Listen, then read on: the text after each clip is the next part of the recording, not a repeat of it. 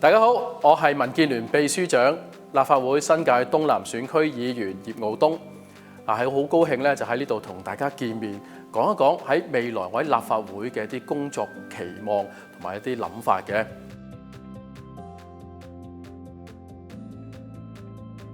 喺區議會咧，我都做咗踏入第18個年頭啦。油尖旺區嘅啲工作咧，可能同新界唔同啦。我可以將油尖旺過去無論喺大廈管理或者一啲地區建設嘅經驗咧，帶到去到西貢、將軍澳或者馬鞍山。呢個對於我哋成個團隊嘅建設咧，係可以帶來一定嘅正面衝擊嘅。過去咧，我自己油尖旺區亦都曾經做過一啲戶外嘅演出，即係邀請咗唔同嘅藝團，可能喺一啲天后廟前邊啊，或者係廟街嘅一啲空地嗰度咧，係進行文化藝術或者體育嘅活動。類似嘅一啲結合咧，係帶到俾居民一個新鮮感。咁我都希望將過去呢種經驗咧，係帶到入去西貢、將軍澳同馬鞍山，讓到我哋新界東南嘅居民咧，都有一個全新嘅文化藝術享受。我哋睇到咧，喺將軍澳咧，有一個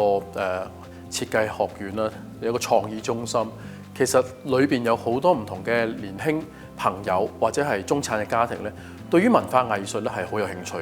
所以我哋點樣將佢哋呢種活力可以進一步釋放出嚟，發揮佢哋嘅創意。咁我哋第一要有合適嘅地方，所以我哋而家團隊亦都喺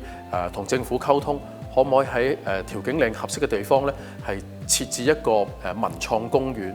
當中係有一啲表演場地。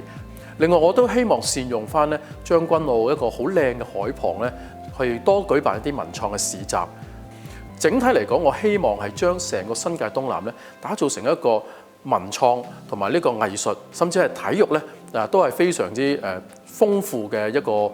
市區，讓到我哋嘅市民咧有更多喺公餘時間有更多唔同嘅享受。見到中產朋友特別有子女嘅，好似我自己有仔有女嘅，對於而家子女嘅開支咧，或者佢好似倒水咁樣倒，但係我哋人工可能唔會加得好多。咁我哋希望咧係透過即係一啲輔助嘅政策咧，包括提高子女嘅免稅額啦，可能過去亦都有子女嘅書簿津貼啊等等，讓到中產都感受到政府對佢哋嘅支持啦。